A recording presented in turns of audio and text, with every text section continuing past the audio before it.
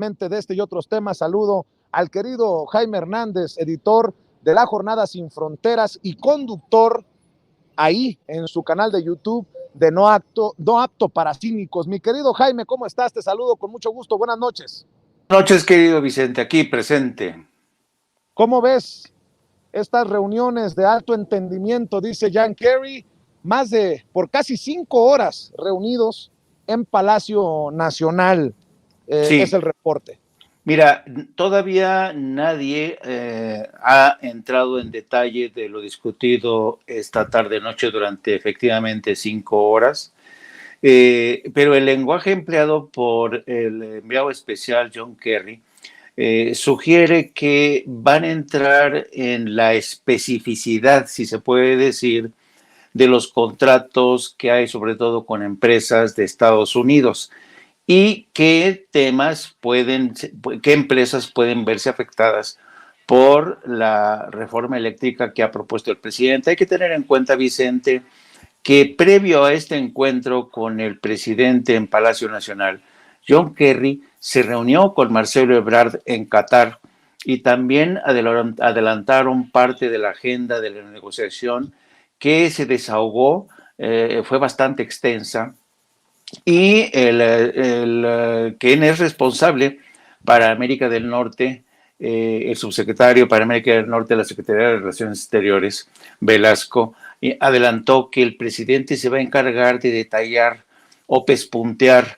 Mañana, supongo, en la conferencia mañanera, el presidente va a dar más detalles de lo detallado, pero no cabe duda que yo creo que porque la versión, como siempre suele ocurrir, es que este grupo de empresarios encabezados por John Kerry te venían con la intención de hacerle manita de puerco al presidente, pero el presidente desde la mañanera ya había dictado más o menos cuál iba a ser el tono de las negociaciones y del diálogo.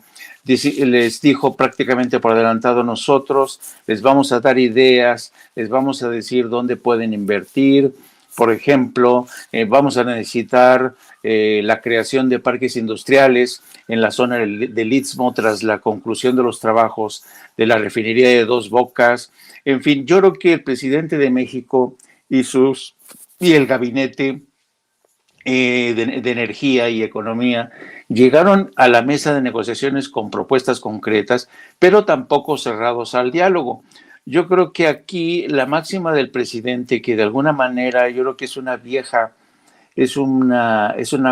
viejo principio de negociación. Siempre hay que acudir a una mesa de negociación esperando sacar el 100% de lo esperado, pero ya sabemos que en cualquier negociación es muy difícil alcanzar el 100% de tus exigencias. Y lo bueno que yo decía hace unas horas, yo decía que por primera vez tenemos a un presidente, Vicente, que en lugar de que le digan a él qué es lo que tiene que hacer, el presidente de México recibe a esta delegación y les dice: señores, sí pueden invertir, pero aquí.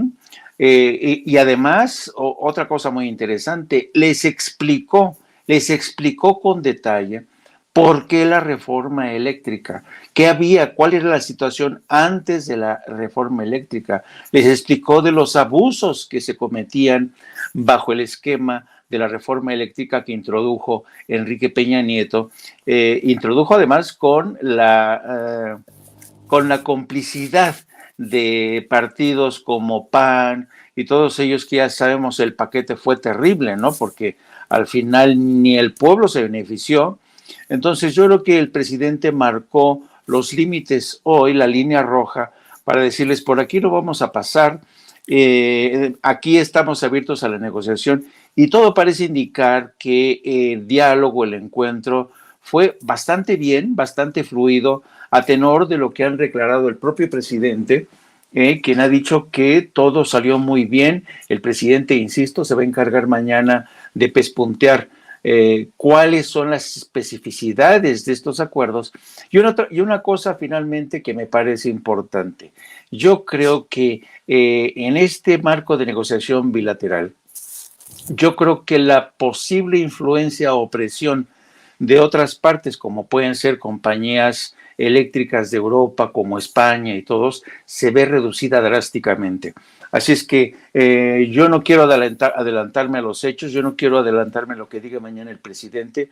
Vamos a estar muy pendientes, pero yo creo que ha sido un buen día y el presidente los ha toreado bien, querido Vicente, los ha toreado con maestría. Oye, de hecho, desde la mañanera el presidente ya había mandado mensajes a los empresarios energéticos estadounidenses. Por ahí les dejó uno que otro consejito, algo que de acuerdo a tu análisis es, si no histórico, bueno, sí, hasta histórico, ¿no, Jaime?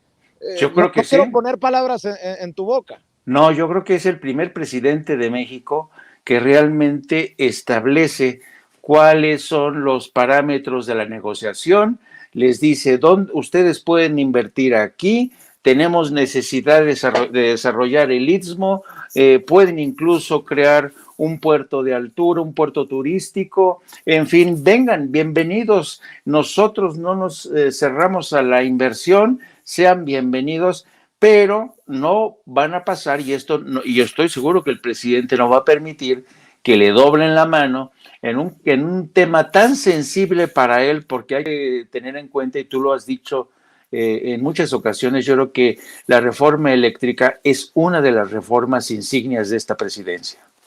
Oye, mi querido Jaime, ¿cómo ves al ingeniero Cuauhtémoc Cárdenas posicionándose en contra de la revocación de mandato?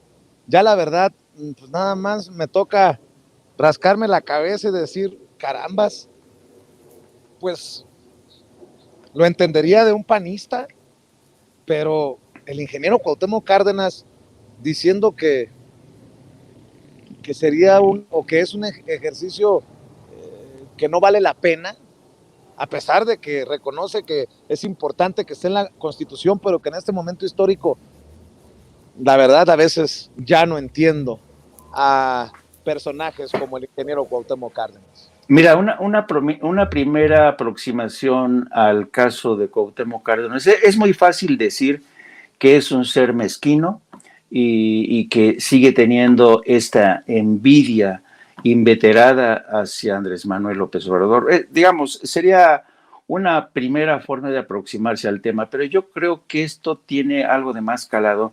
Hay que tener en cuenta que Cuauhtémoc Cárdenas ya tiene casi 90 años, Vicente, tiene 87 años.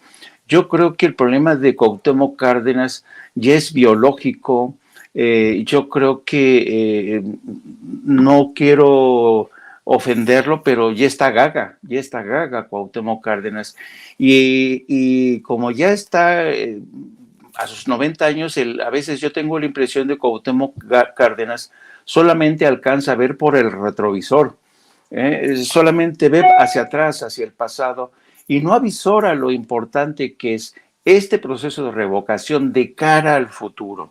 Entonces yo creo que ese problema de Cuauhtémoc Cárdenas ha dejado tener la altura de miras que tenía hace, ¿qué?, 30, 40 años cuando decidió romper con el PRI. Yo creo que alguna vez, platicando yo con Octavio Paz, yo hablaba de este proceso de envejecimiento biológico y yo le decía a Octavio Paz, porque también Octavio Paz a veces mostraba unas posiciones tan conservadoras que sorprendían a mucha gente que lo habían conocido en su juventud. Y yo le decía a Octavio Paz, tengo la impresión, don Octavio, que usted es de culo conservador y cabeza liberal, ¿no? Y a veces tengo la impresión de que ese es el fenómeno que ha ocurrido un poco con Cuauhtémoc Cárdenas. Ya se ha convertido, se ha poltronado, se ha vuelto en un conservador y ya le cuesta mucho trabajo ver hacia futuro.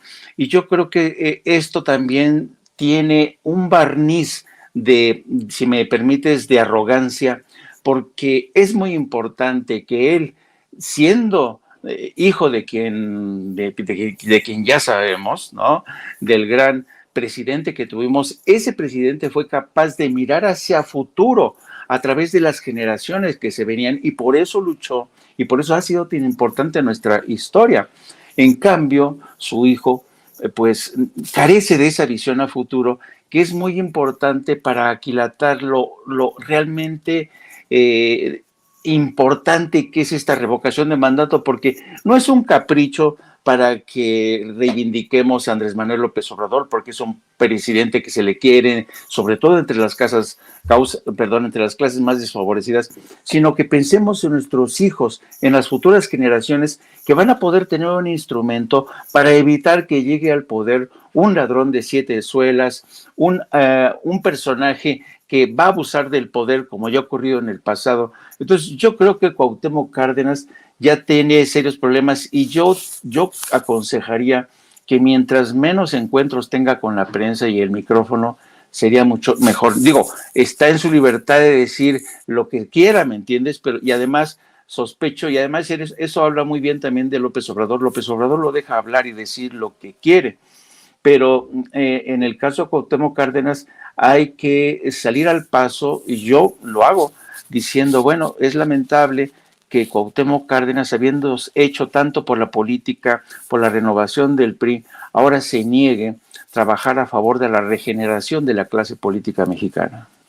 Pues vaya cosa, fuimos del Cárdenas que le apostó al pueblo, el general Lázaro Cárdenas del Río, que se apoyó en el pueblo para la expropiación petrolera y por el pueblo lo hizo, al Cárdenas que dice que la revocación del mandato es un ejercicio inútil, yendo precisamente en contra del pueblo.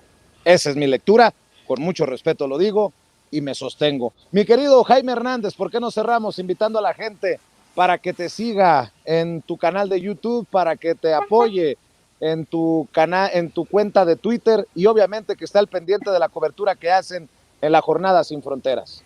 Sí, querido Vicente, todos los días estamos de las 14 horas a las 15:30 horas en nuestro programa de No Apto para Cínicos.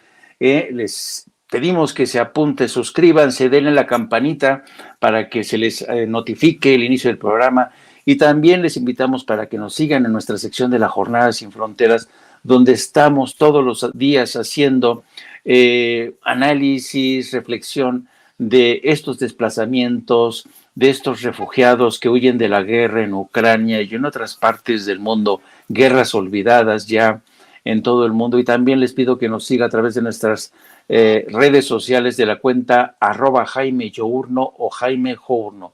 Muchísimas gracias, querido Vicente. Gracias por tu generosidad y nos vemos mañana. Claro que sí, nos vemos mañana. Muchas gracias, mi querido Jaime.